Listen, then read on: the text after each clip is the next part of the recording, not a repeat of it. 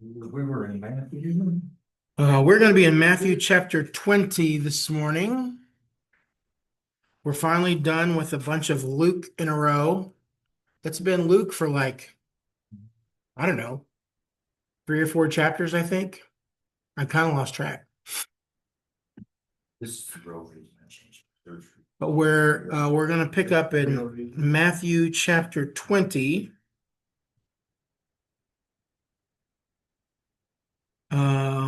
So the things that we've been looking at in Luke have been um, a collection of parables. Whether Jesus really delivered them all in one spot, in one long bunch like that, or Luke just said, here's a bunch of stories that Jesus taught that all kind of go together. I don't I don't know. And we won't know until we get to heaven. But that's what we've been looking at is some of Jesus's teaching that all kind of some of it sort of daisy chains from one to the other. When we pick up in Matthew 20, we're looking at one more parable. Luke's stuff has been only in Luke. This parable in Matthew 20 is only in Matthew. Jesus doesn't tell it anywhere else. Anywhere else. So let's look at 20, verse 1. For the kingdom of heaven is like a landowner who went out early in the morning to hire workers for his vineyard. He agreed to pay them a denarius for the day and sent them into his vineyard. About 9 in the morning, he went out and saw others standing in the marketplace doing nothing. He said to them, you are to go and work in my vineyard, and I will pay you whatever is right. So they went. He went out again about noon, and then about 3 in the afternoon and did the same thing. About 5 in the afternoon, he went out and found still others standing around. He asked them, why have you been standing all day long doing nothing? Because no one has hired us, they answered. He said to them, you also go and work in my vineyard. When evening came, the owner of the vineyard said to his foreman, call the workers and pay them their wages, beginning with the last ones hired and going on to the first. The workers who were hired about 5 in the afternoon came, and each received a denarius. So when those came who were hired first, they expected to receive more, but each one of them also received a denarius. When they received it, they began to grumble against the landowner. Those who were hired last worked only an hour, they said, and you have made them equal to us who have borne the burden of the work and the heat of the day. But he answered one of them, I'm not being unfair to you, friend. Didn't you agree to work for a denarius? Take your pay and go. I want to give the one who was hired last the same as I gave you. Don't I have the right to do what I want with my own money? Or are you envious because I'm generous? So, the last will be first, and the first will be last. What a fun little parable. I can only imagine telling a similar story like that using my children or somebody else's children. Somebody's been slaving away since 6 o'clock in the morning and they agreed to do it for $10. And, little brother shows up half an hour before supper time, works and gets paid the same money. Oh yeah, there would be a fight for sure. Yeah, I think of Pete. It would be more than just grumbling. It would be like angry, hollering, and etc. But so when Jesus tells this parable, it really does have kind of an impact. Nobody's heard this story before. We've heard it a million times. But when he tells us, like, no, are you kidding me? Oh, that's not right. But wait, maybe, well, I see where he's going with that. It is an interesting story, and there have been lots of understandings of it since Jesus told it. We'll try to get through what makes the most sense. Just so you know, a day's work would have been about 10 hours, from sunrise to shortly before sundown. There is a guy who owns a vineyard. He's looking for people to go work in the vineyard, whether they're trimming vines or picking grapes or squishing bugs. We don't really know what they're doing, but he hires people to go work in the vineyard. The first time he goes to the marketplace, he hires people. It's very early in the morning. It is sun up, dawn, 6 a.m. Hey, come work for me. I'll pay you a fair day's wage. And whenever I say that, I hear John Wayne in my head from one of those movies. I'll pay you a fair day's wage for a fair day's work, Mr. McClinic. Anyway, that's the deal. You come work for me? Oh yeah. And you're going to pay us what? A denarius? That seems fair. So they go out to the vineyard and they begin to work. And for some reason, the vineyard owner, I don't know if things are not happening fast enough, or he realizes he doesn't have enough workers, or he just wants people to stay busy, but he goes to the marketplace, sees a bunch of guys standing around picking their nose, and like, hey, it's the middle of the morning. Come work for me, I'll pay you. All right. He goes back at noon, finds some more. Goes back at 3, finds some more. He has one more time at 5 o'clock, an hour before the quitting time. Go work in my vineyard, I'll pay you. Everybody works. Everybody understands what the master has agreed to pay them. All right. So then the whistle blows. The foreman calls everybody together, gets them lined up at the table to hand them their denarius. Oh, and I'll pass this round. I've made some pictures of denarii. Denarii. In case you need that on a moment. What it looks like. I think that's just numbers, isn't it? Roman numerals. Well, they were Roman, so they would have just called them numerals. Like French vanilla. Just vanilla. Yeah. They're not very big, just kind of somewhere between the weight of a nickel and a penny in your hand. So it's worth a day's wage. What were they made of? Silver. It says right there in the paragraph. I didn't read it, just look at the pictures. I didn't put a lot of information there because I knew you were going to pay so much attention to my every word. I'd hate for you to miss anything. But yeah, silver coins worth a day's wage. So if you're a common laborer making $15 an hour, you're working 8 hours a day, we'll call it $120 worth of coin right there in the scene. So that's the promise. I will pay you a denarius. That's what a soldier would have made for a day. That is a common day laborer's wage. It's fair. It's fair. So when everybody works and quitting time comes, when they're getting their payment, the guys who were hired at 5 o'clock get their paycheck first. And they'll get a denarius. And so you know that everybody standing in line behind them who has worked more and more and more hours is going, oh man, this is going to be great. But they get one silver denarius, every single one of them.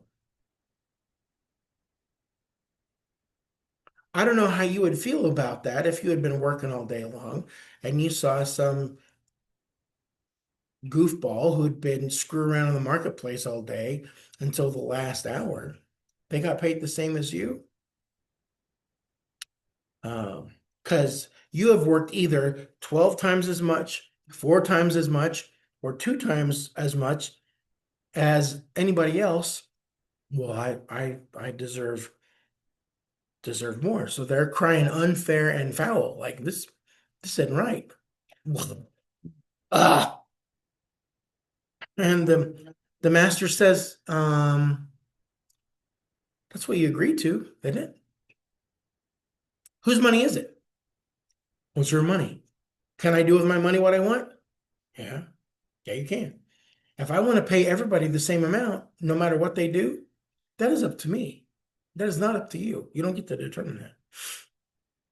Now, it seems like the point of the parable is that the master is not unfair to the workers who are hired early in the morning because he gave them exactly what was promised. They want to make the issue his generosity, but his generosity has nothing to do with it. At least it shouldn't, from their perspective. This is what you agreed to. This is the reward for a day's work. If the master chooses to be generous and gracious, he's free to do that.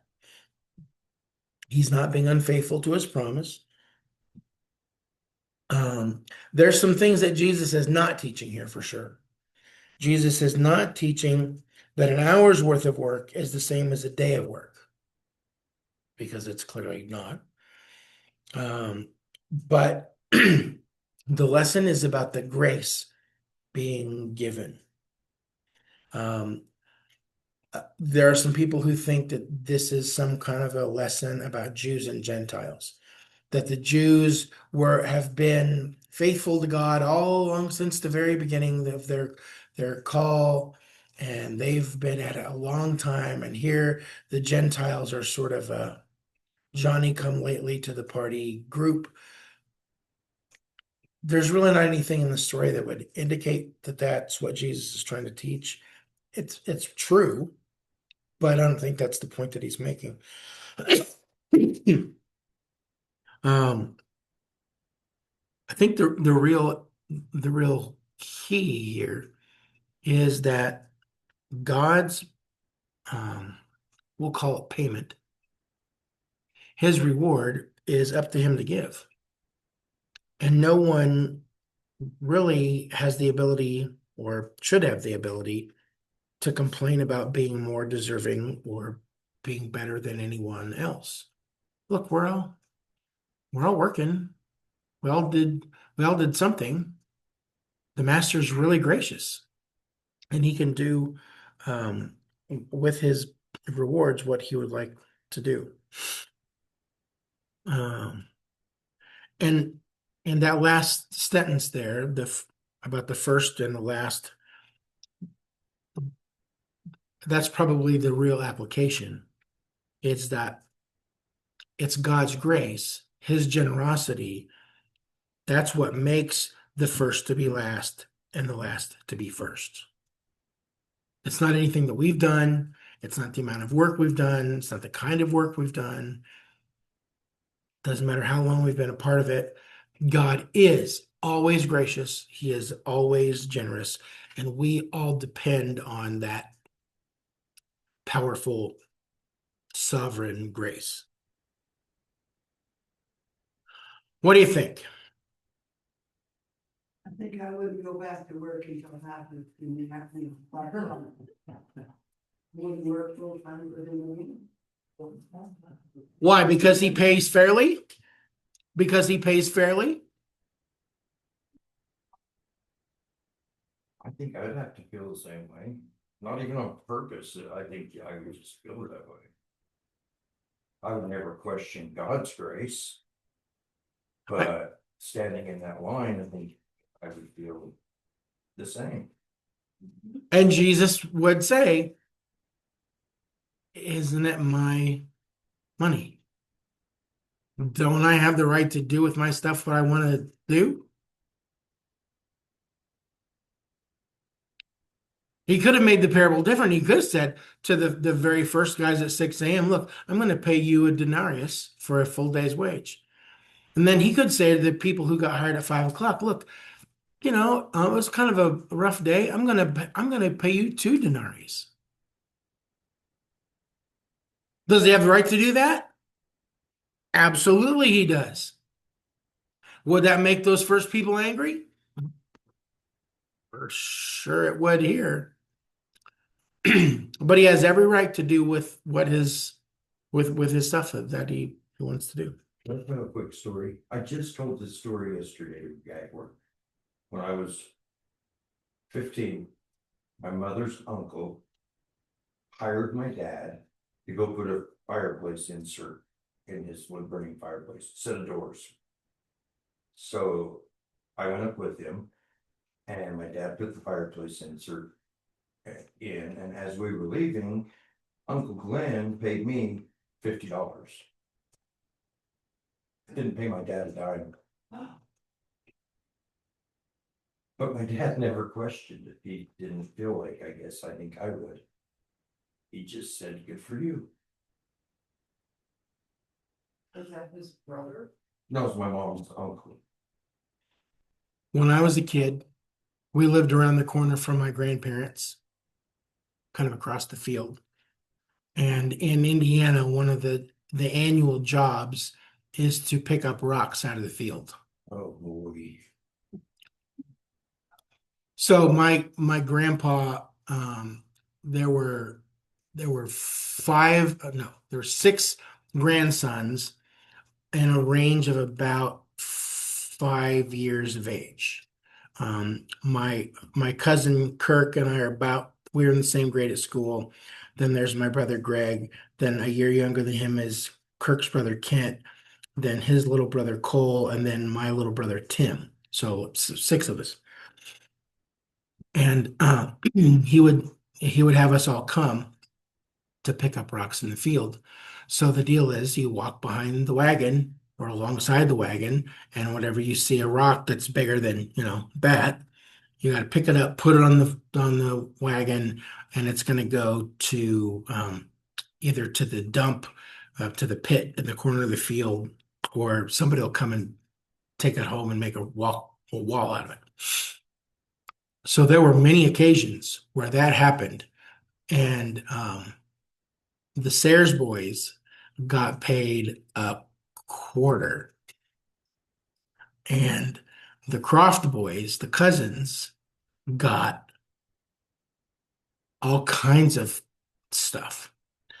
My grandpa made a deal with that oldest cousin Kirk for a Farmall B tractor for coming to work for him sometimes. The Sayers boys never got that same kind of a deal, although we were there way more often and did lots more grunt work and labor. So I can kind of put myself into this parable a little bit and go, yeah, sour grapes. Um, but it's my grandpa's money. If we agreed to work for a quarter, shame on us for not being very bright. We should have negotiated a little bit more. Anyway, it's a good story. God's grace is really good, and I'm glad he's really generous with it. Another thing occurs to me, the guys that came in late and still got paid the same, wouldn't that kind of translate to people who live their lives how they want to and then have the deathbed conversion? I think you could make that application. Well, they never went to Sunday school. They didn't go on a mission trip. They didn't give any money to the church. They didn't have to teach Sunday school. They didn't have to do any of that kind of stuff. And on their deathbed, they turn it around. Yeah, they're going to heaven. I think too, when we look at the parallel, point isn't about the work in the application, not about the work we do. It's totally about the grace of Christ, Yeah. who gives so generously. It's not about how hard the work is in the heat of the day or the blowing, blistering wind. It's not about how hard you've worked. It is about the grace of the Master. Yeah, his grace, saying no matter if you accept in Christ at birth or at. You got it. All right, we ready to roll on?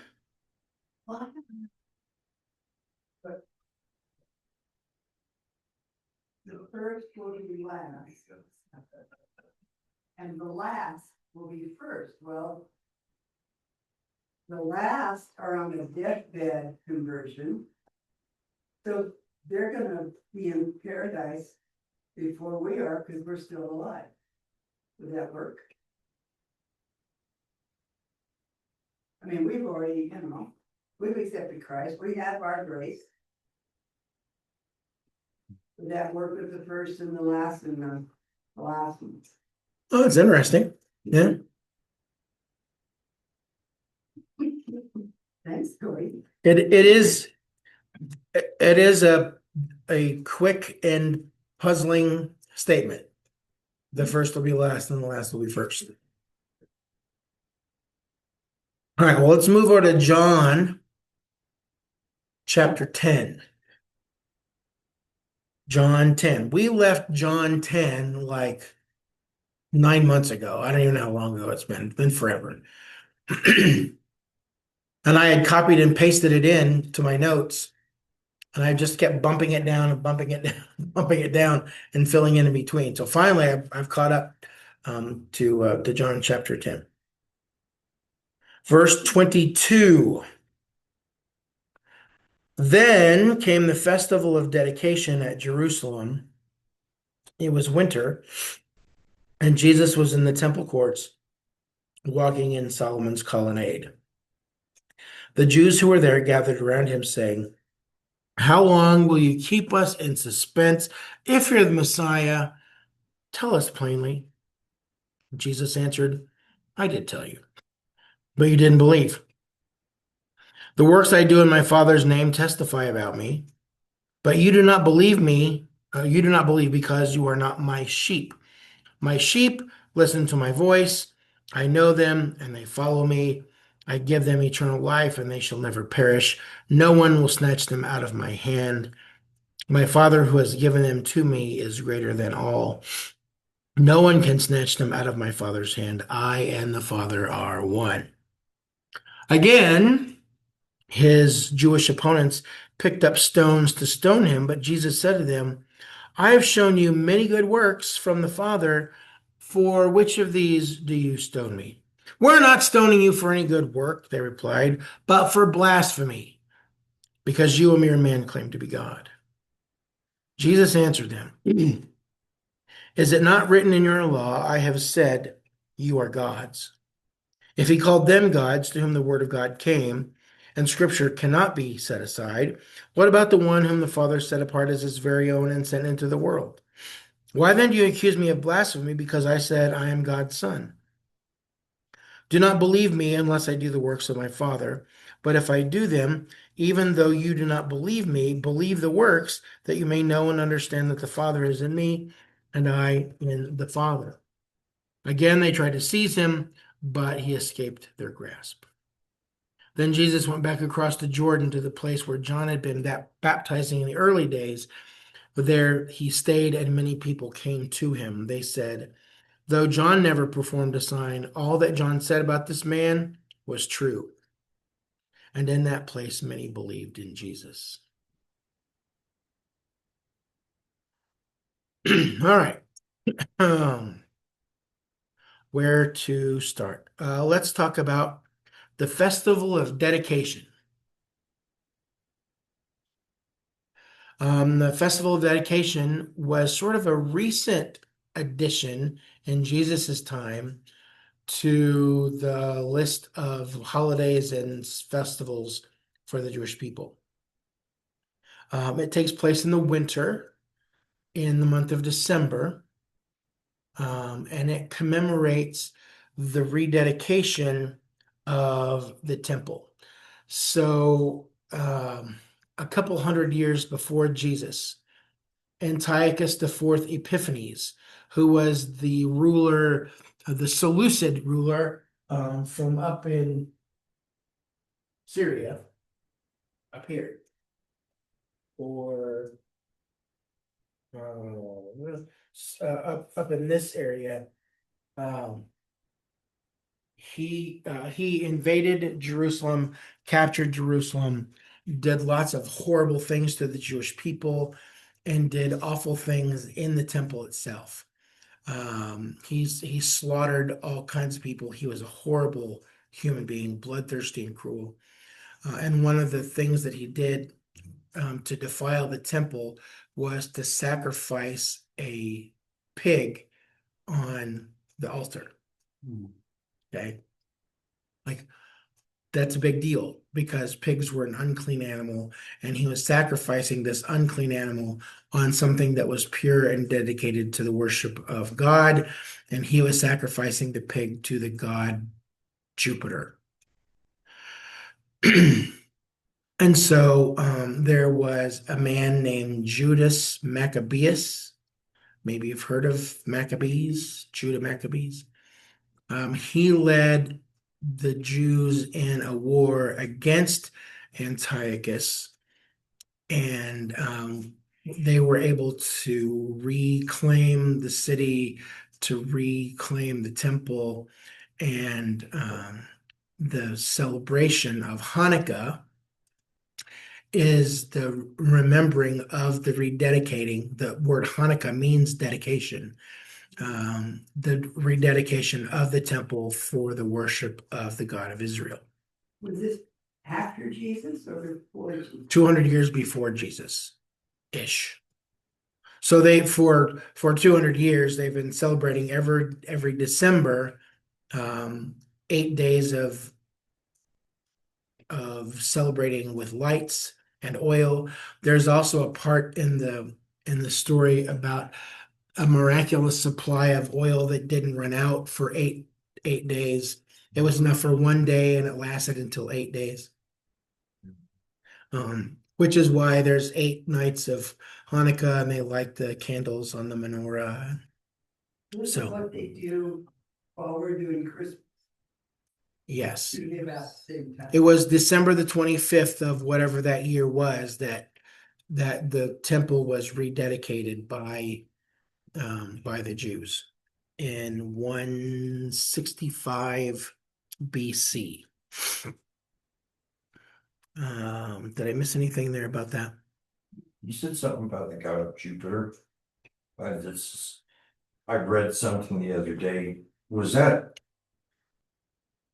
fit in the same place as the god of Saturn, who Jupiter knocked out? I read something about that. Do you know It'd that? be all those Roman gods. Okay, In Greek mythology, they all had a matcher that was about the same. So, yeah, but they were all the Seleucids were put in place. They were part of the sort of the end of the Greek. They were the next big deal after Alexander the Great came across and conquered everything. When he was gone, his territory was divided into 3 pieces: the Ptolemies and the Seleucids and the the third one. It was right there. Now it's gone. Anyway, they divided up the territory, and Seleucus was one of the generals under Alexander, and so that was where he was reigning. There'd been several kings in his place. We get down to Antiochus the Fourth Epiphanes, and that's who was trying to invade and destroy the Jews. So this holiday is really. It'll be not unlike our 4th of July. It's a very patriotic, really nationalistic time. I would imagine, flags and parades and patriotic music and fireworks, the whole 9 yards, hot dogs and apple pie and all that kind of stuff. So that's the festival that's going on when Jesus is in Jerusalem. And so if that's the sort of the attitude and the kind of the spirit is all this nationalistic pride, it would be very natural for them to go, and what about this Messiah? Wouldn't it be awesome if the Messiah were to come right now? Don't you think that? So that's kind of what brings this point up. Jesus is in Jerusalem. There are people who believe that he's the Messiah, and so the Jewish leaders come and say, all right, Jesus, enough messing around. Is you is or is you ain't the Messiah? Let us know. If, because if you're not the Messiah, tell us and we will move on and leave you alone. But if you are the Messiah, let's get with it. You're supposed to be bringing Jewish independence. Let's make it happen, man. That's what this whole exchange starts. How long will you keep us in suspense? Tell us flat out, plainly, no questions. Don't be tricky. Are you the Messiah?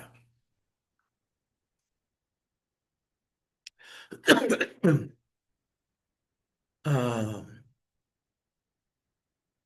yeah.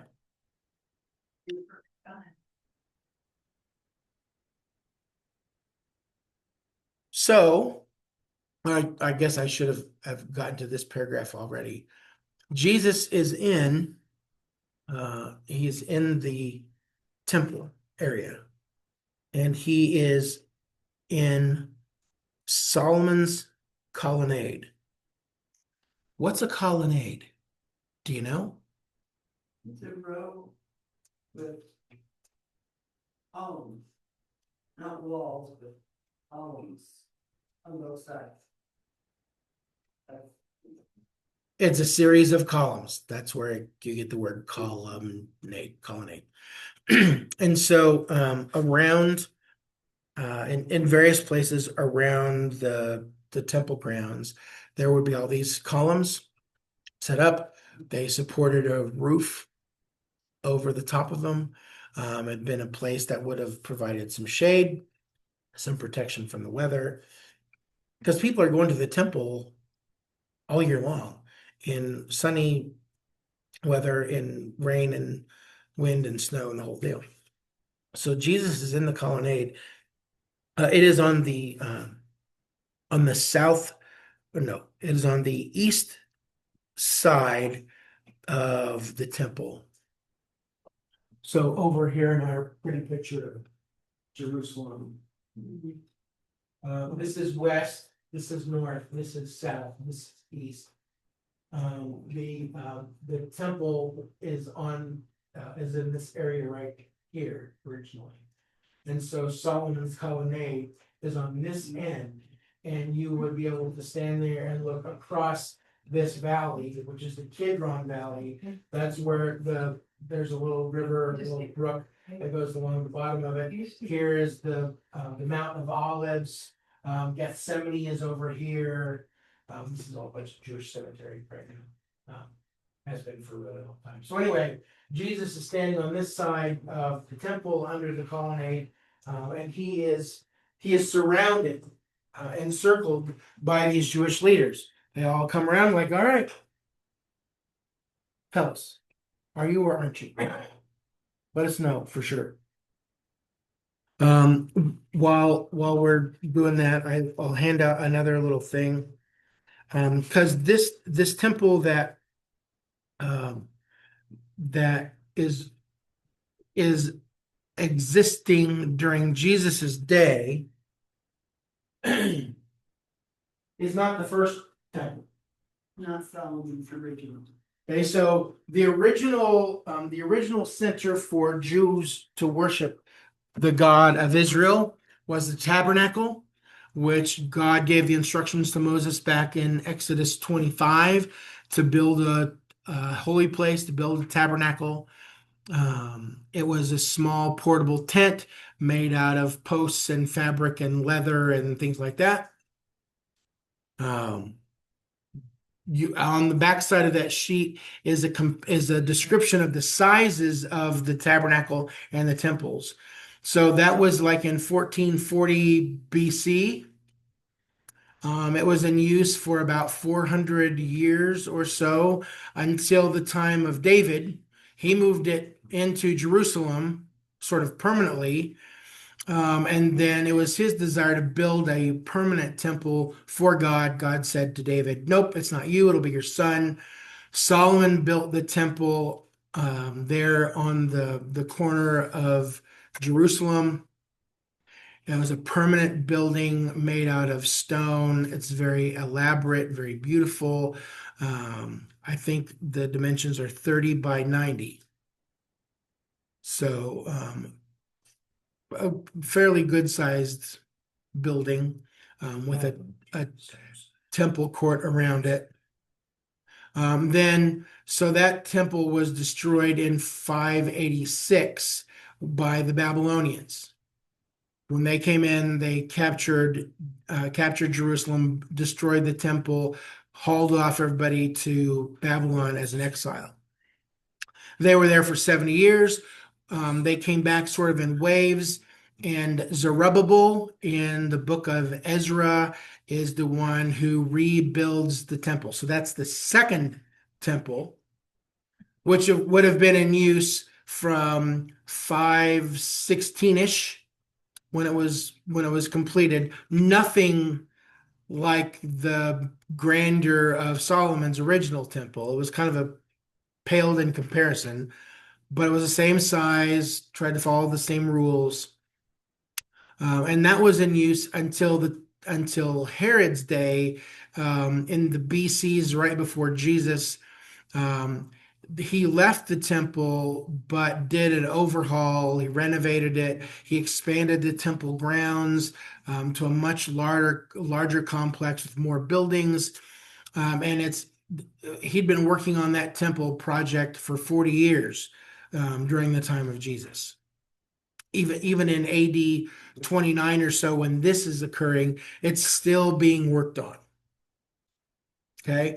Now, if you want to get real deep in the weeds, you can go through like the book of Ezekiel, and where you'll read about a third temple that will be built, whether it's a real temple made of wood and stone, or if it is Jesus being the temple where we go to meet and worship God. I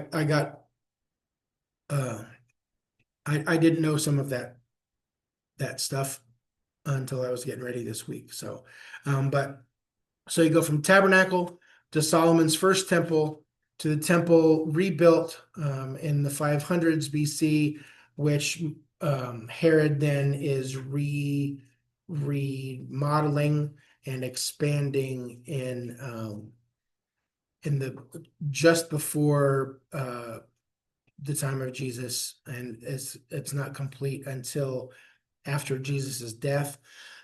And then a few years after Jesus's death in AD 70, the Romans came in and destroyed that temple again, razed it to the ground, which is why you can only see parts of it. The western wall is all that really remains of it intact. So Which one is that? that is the remains of Herod's temple, the refabricated second temple. So. This is gonna sound like a dumb question, does any of Solomon's colonnade still stand? No. Okay. The thing The movie said. Yeah. The thing that I didn't really understand until I was there, I didn't really thought about it, but the people who lived in Jerusalem when things got knocked down, when they're ready to build something else, they would just take those pieces and use them to do something else.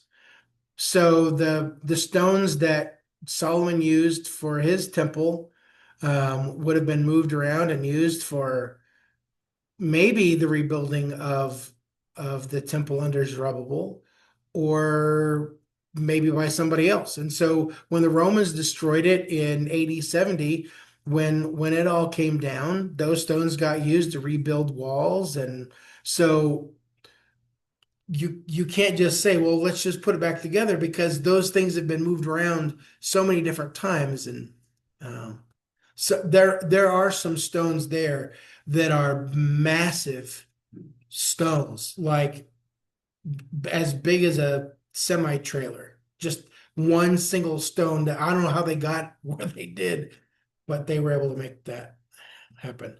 Those are a lot harder to move and reuse than the small. So anyway, I always like a little diversion to talk about that kind of stuff, especially because I got to see it. So this Jesus is in Herod's temple, which some of it had been around for 500 years at that point. He is teaching, um, he's answering questions that the Jews are asking. And as they ask him questions about who he is, what's your identity? What's your authority? Are you the Messiah? Yes or no? He begins to talk about his work, and they accuse him of blasphemy. They say that he has committed blasphemy by making himself God. And so Jesus spends a little bit of time there talking about, so I've done all these things. You've seen my work.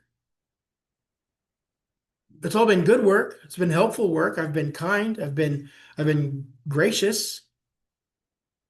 Don't sort of the between the lines is, don't, why are you mad that I've been doing all these good things for people? Why won't you leave me alone? Why would you even dispute anything about me? Why would you think that I've come for some kind of nefarious purpose when all I've done has been good for anybody? At least that's kind of the tone that I pick up from it.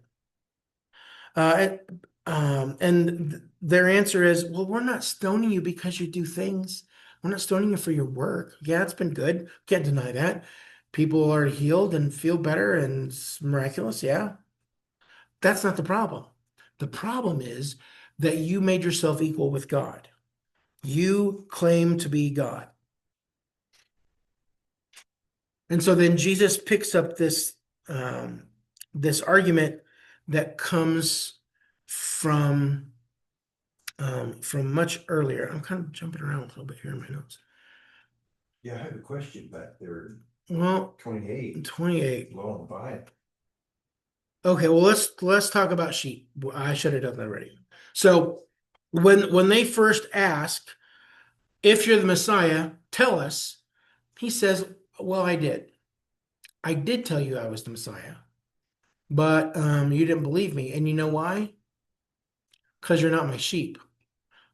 Now, I know it's been a while since we looked at the first half of John 10, but in the first half of John 10, that's when Jesus says, I am the good shepherd. I know my sheep and they know my voice. I've come to bring them life and life abundant. So we've had all this extra stuff in here from Luke and Matthew, but that's really where John just was. I'm the good shepherd. These are my sheep.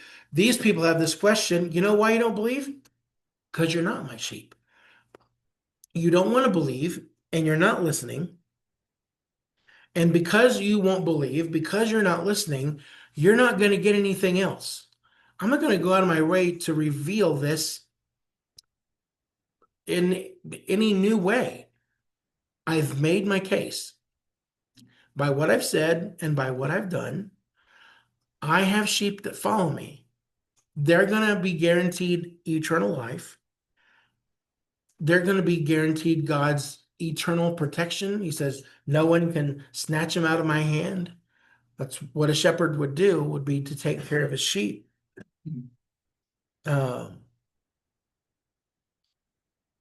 The point is that Jewish heritage is not what's going to save anybody. It is listening to, believing, and following the voice of Jesus.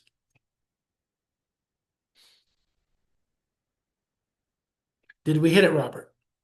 Any of it? No, no. Oh, great. Does verse 28 make an argument for once saved, always saved? Boy, is that a touchy subject? I suppose that somebody Don't might know. make that argument, but I think the key is the last half of the verse. I give them eternal life, and they shall never perish. No one will snatch them from me. You want to make the argument about eternal security? I think this is maybe not your best verse to do that, because Jesus says nobody's going to take them away. Well, okay.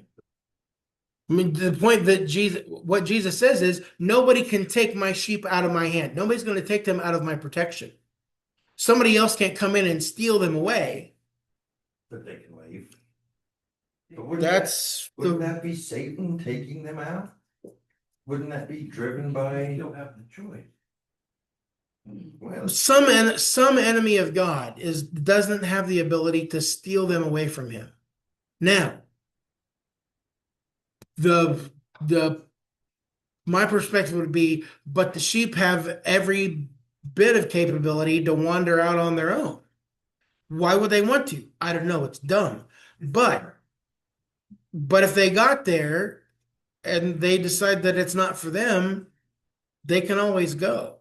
Nobody's going to take them away forcefully, but they could choose to walk away. Now, that is how I understand salvation, is that because I believe in Jesus, because I've given my life to him, I have heard and believed and confessed and repented and been baptized, that I have salvation to look forward to.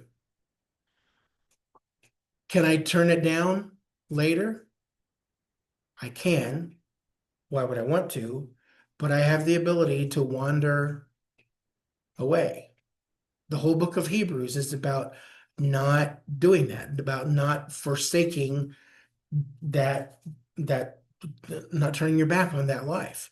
Why would the writer of Hebrews go to such great lengths to warn us against falling away if a person can't actually fall away? Okay. Not everybody believes that. There are lots of churches that believe that once you're saved, you're always saved no matter what, with their caveat that is, well, if you're really saved, you would never want to. Oh, all right. And there might be some of you in here that believe that. I'm not here to pick a fight about any of that. That's Robert's idea. So No win, argument, no one's gonna win, I mean. Yeah. the key to the argument is really be faithful and stay close to Jesus, and you don't have to worry about it. the best kind of arguments, no one wins. You just Okay. walk away level and everything's fine. So I've been told that this version of my study Bible leans Calvinist. Yet it completely skips over that verse 28, which would, in my mind, be an opportunity. True. Really? Your Bible doesn't have 28? It has it, but it doesn't, there's nothing below the line on it, which I would think, Oh, of course, you know, Yeah. I'm kind of dense anyway. That if it is leaning Calvinist, that would be a good opportunity to explain that, but it doesn't, it just doesn't explain Shines 28 over. at all. Yeah. Jesus gives eternal life to his sheep. No one can take them out of his hand. No one can snatch the sheep out of his father's hand, because verse 30, the Father and I are one. Can't get them from my hand or God's hand because that's the same hand. That causes a problem. Now, remember what we just said about all this temple building. It's still going on during Jesus's time. You would think that if Jesus is standing, he's standing in the middle of a church building, he says something that people don't like, that they go to pick up rocks, like, well, there's no rocks in this building. Did they bring rocks with them? I suppose they could have. But the deal is that there's construction going on, and so there's probably scrap piles and rubble around. They run to fetch rocks because they're going to kill Jesus right there on the spot in the temple courts for what he has just said. The Father and I are one. I am God. I'm equal to God. I'm from God. We're indivisible. And they're going to do what the Old Testament says is the just punishment for blasphemy. That's in, where'd it go? Leviticus chapter 24. If somebody is a blasphemer, you take them outside the city and you hit them with rocks until they're dead. They're following the law. I mean, there's not really been a trial here, but maybe they feel like they don't really need to because he's just been very clear about it. the Father and I are one. Process. Judge, jury, and executioner, right there surrounding him. And that is the word that John uses when he's standing in the colonnade, that he is surrounded by these people. So, and so then, Jesus asked the question, I've done all these good things. Is that why you're killing me? No, duh. We don't care that you do good things. What we care about is that you make yourself equal to God. And so Jesus says, now, wait a minute. Go back with me to Psalm chapter 82, fellas. That's where his argument comes from. In the law, or in the Old Testament, I have said you are gods. Their God is addressing a group of individuals as gods, or then as sons of the Most High. And it's not clear if he's talking either to mortal men or to other heavenly beings like angels. But if in the Old Testament, God talks about humans with these titles, I have said that you are gods, sons of the Most High, then how could Jesus be wrong in applying them to himself? Because if in their eyes, he's just a mortal human being, then he's not doing anything different that God hasn't already said, 1,000 years before.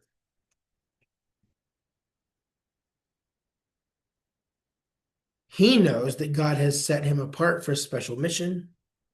And so for him to apply these terms to himself is not blasphemy. It's absolutely appropriate. It's sort of like fellas, it's right there in the Bible. Don't get mad at me for it. It's right there. Which um,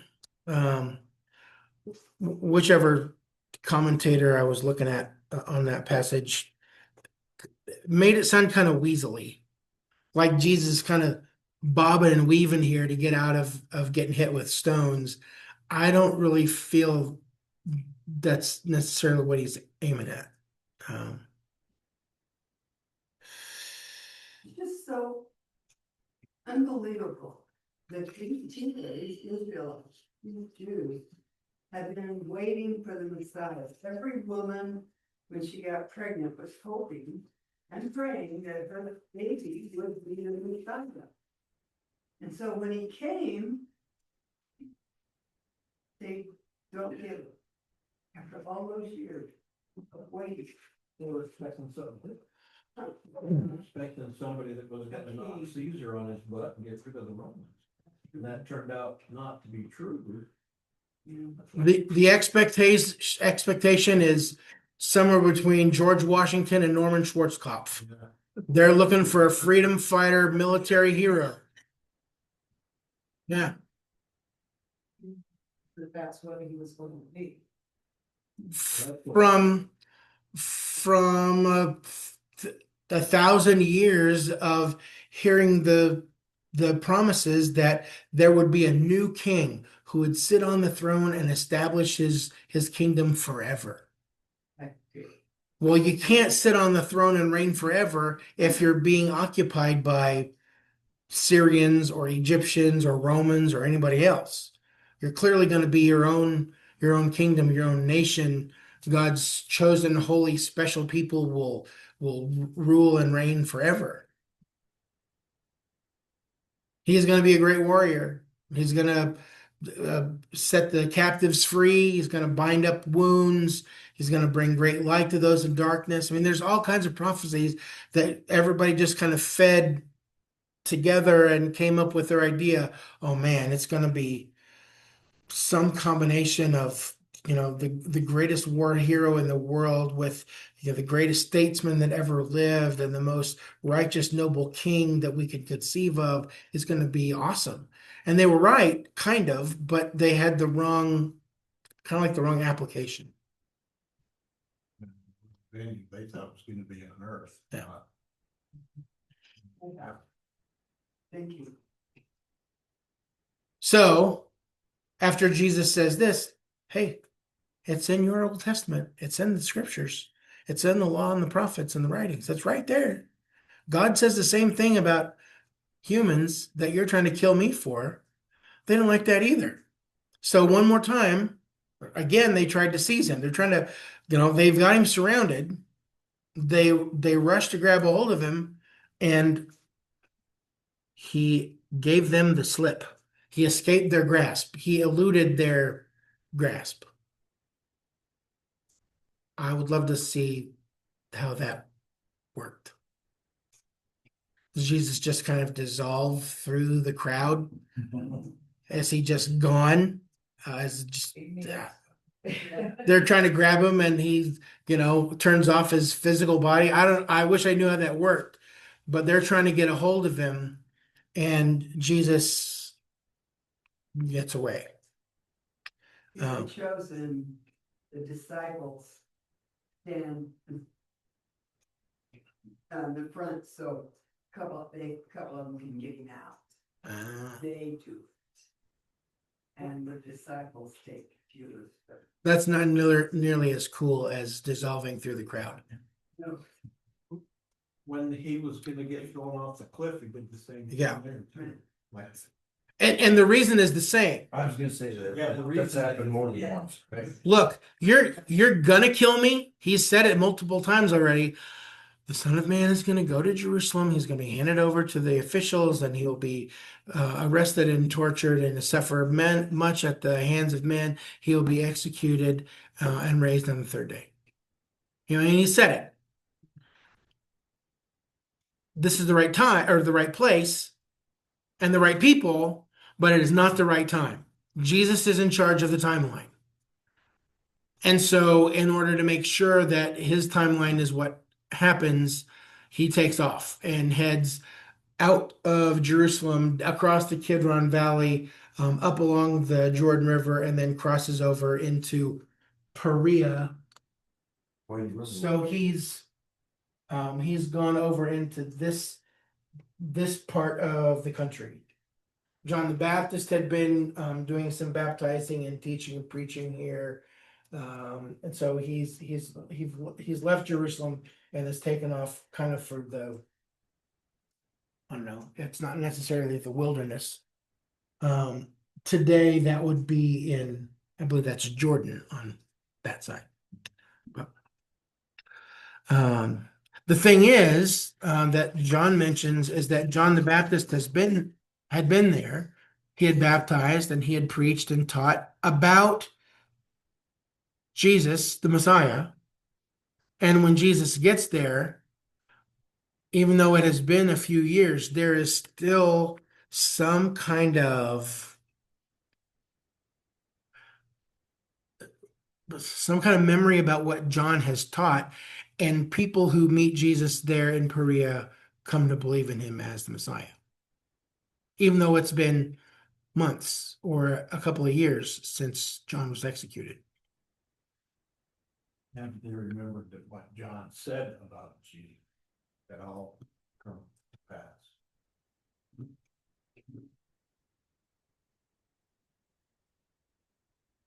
What else do you think? Anything?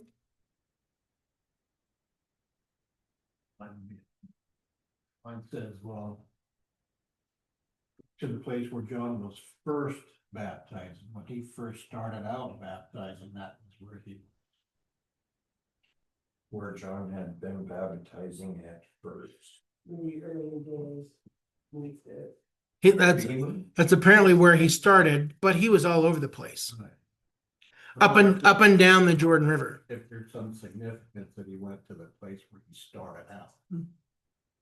There, when we've talked about it somewhere in the past, but there's also a reference to John doing some baptizing in this area, south and west of the Sea of Galilee. So clearly, John has, wherever he went, it didn't matter where he was teaching and preaching and baptizing, baptizing people, letting them know that the Messiah is on the way.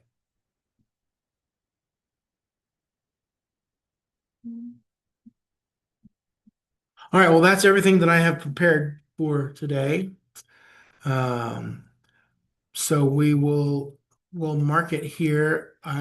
We'll see where we end up the next time we're together. I'm going to turn off the recorder.